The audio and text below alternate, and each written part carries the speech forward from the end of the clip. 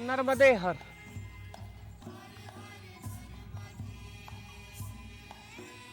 युगों से भारतीय संस्कृति में, भारतीय अध्यात्म की धारा में जो सबसे महत्वपूर्ण बात रही वो कृषि के उत्पाद रहे। अगर आप पूरी दुनिया के अलग अलग दैवीय पंथों को अगर आप ढूंढने के लिए जाएं, खोजने के लिए जाएं, अगर आप उन दैवीय पंथों की पूजा पद्धति को देखें तो आपको एक बात देख के आश्चर्य होगा कि भारत की दैवीय आध्यात्म की पद्धति में सारे कृषि के उत्पादों का उपयोग किया जाता है। हमारा तिलक बिना अक्षत के नहीं होता है। शायद पूजाएं तब तक संभव नहीं जब तक वहां पर सुपाड़ियां ना हो जाएं। प्रभु का आशीर्वाद तब तक नहीं मिलता जब तक वहां नारियल का फल न रखा जाए।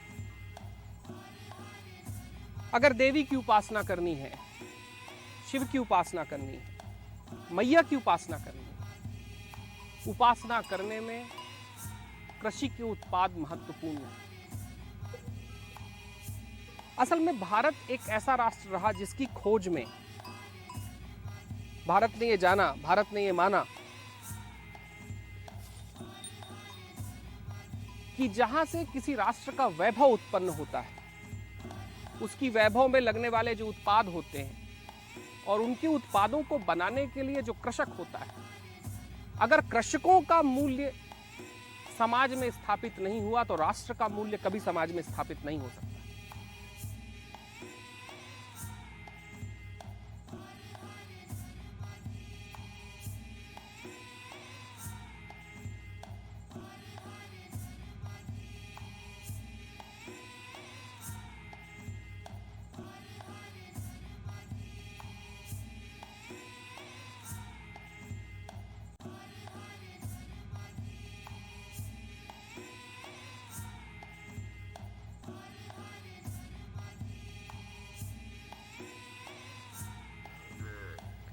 भारत की परंपरा में एक बड़ी अद्भुत बात आई।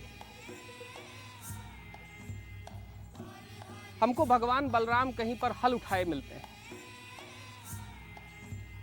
अद्भुत घटना है कि माता सीता के जन्म की कथा कहीं कृषि, कृषक, हल के साथ जुड़ी हुई है। भारत के अगर आप वेदों की ऋचाओं की, वेदों के सूक्तों की आप घटनाएं और गणनाएं करें, आप उनकी कल्पनाओं के सागर में उतरें, जो वो कह रहे हैं उनको हम पकड़ें, तो हमको दिखाई देगा कहीं पर भारत का कृषि जगत और कृषक आध्यात्म की पूर्ण धारा में समाहित है। मैया की परिक्रमा को करने के पहले और करने के इस समय पर मैया के आशीष से एक बात जरूर आई कि जो सनातन संस्कृति का मूल परिचय है, जो सनातन संस्कृति की मूल धारा है, जो सनातन संस्कृति का पूर्ण आधार है, अगर उस कृषि, उस कृषक के संबंध में हम चर्चा नहीं कर पाए, उनसे मैया के तट पर प्रेम से मिल नहीं पाए, तो मैया की परिक्रमा पूर्ण नहीं हो सकती। एक घटना है, एक कहानी है।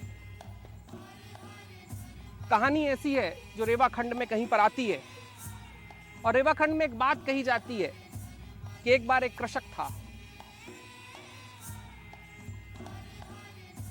कृषक लगातार खेती करता था और हर बार कुछ ऐसा होता था कि उसकी खेतों से कहीं पर कोई जानवर, कहीं पर कोई ओलावृष्टि, कहीं पर कुछ बारिश उसकी फसलों को लगातार खत्म करती चली जाती थी। कृषक के पास एक ऋषि आए। मांडव्य ऋषि उसके पास से गुजर रहे थे, जिनका आश्रम कहीं बहुत पास में रावरखेड़ी के आसपास उनका आश्रम है, काकरिया गांव के आसपास, जहां पर कभी उन्होंने तपस्या की थी। तो मांडव्य ऋषि उस कृषक से कहते हैं कि अरे भोले, जिस शंकरी का आशीर्वाद पूर्ण जगत पर है, जब तक किसान को उसका आशीर्वाद नहीं होगा तब तक उसके उत्पादों का क्या होगा। वो कृषक जाता है, एक मुट्ठी भर अनाज लिए मैया को अर्पित करता है, और तब एक कहानी निर्मित होती है। कहा जाता है रेवाखंड में कि कृषक की जीवनी का आधार मैया है। और जब कहा जाता है कृषक की जीवनी का आधार मैया है, क्योंकि कृषक का आधार तो उसकी माता, उसकी भूमि है, और इस भूमि को सिंचित करने के लिए कहीं उसका अविरल प्रवाह है, जिसको हम मैया नर्मदा कहते हैं।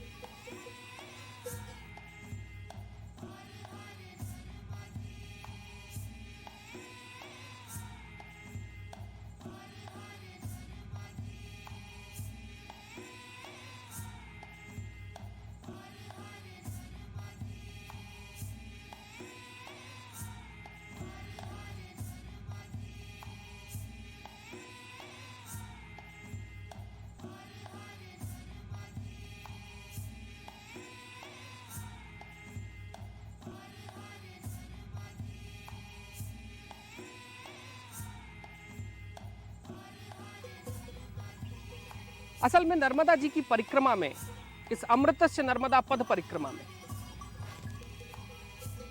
अगर मैंने चुना है कि कहीं कृषकों के स्थान को, कृषि के स्थान को अगर भारत धामों में परिवर्तित नहीं कर पाया, तो भारत सनातन सीमाओं से कभी परिचय भी नहीं कर पाएगा। क्योंकि जिस राष्ट्र के किसानों का स्थान, कृषक की भूमि जब धाम में परिवर्तित हो जाती है, तो राष्ट्र का गौरव उसी क्षण निर्मित होने लगता है। अमृतस्य नर्मदा पथ परिक्रमा कृषक क्षेत्र को, कृषक धाम को, जिन्हें मैं जनक तीर्थ कहता हूं, उन तीर्थों को प्रणाम करने की परंपरा का नया अभिवादन है। एक महत्वपूर्ण घटना यह भी है कि आज तक इस पूरे क्षेत्र में अगर नर्मदा जी की परिक्रमा होती रही है, परिक्रमा करने वाले लोग चलते रहे हैं, अगर मैया का आशीर्वाद पाते रहे हैं, अगर दिव्यता से परिचय करते रहे हैं, जहां पर वो राम आए हों, जब भगवान राम इस क्षेत्र में आए थे, कहीं नर्मदा जी के क्षेत्र में जब हनुमान जी आए थे, जब नर्मदा जी के क्षेत्र में कभी कुबेर जी आए थे, जब नर्मदा जी के क्षेत्र में कहीं पर गंधर्व आए थे, ये इसीलिए आ सके क्योंकि इनको कहीं पर भोजन की व्यवस्था, हमारे जैसे लोगों के लिए चलने की व्यवस्था, पद परिक्रमा कर रहे लोगों को देवत्व के साथ परिचय की जो प्रतीक्षा थी, उस प्रतीक्षा का परिचय कहीं इन ग्रामों, इन कृषकों ने दिया था। असल में नर्मदा पद परिक्रमा में अगर किसी का सबसे बड़ा योगदान है, जो आज ऐतिहासिक तौर पर चल रही है, हम भी कर रहे हैं, युगों से जो परिक्रमा की जा रही है, उस युगों की परिक्रमा में सबसे बड़ा योगदान कृषकों का है। इन कृषकों के योगदान को, इन कृषकों की भूमि को हम धामों और तीर्थों में परिवर्तित करें। नर्मदे हर।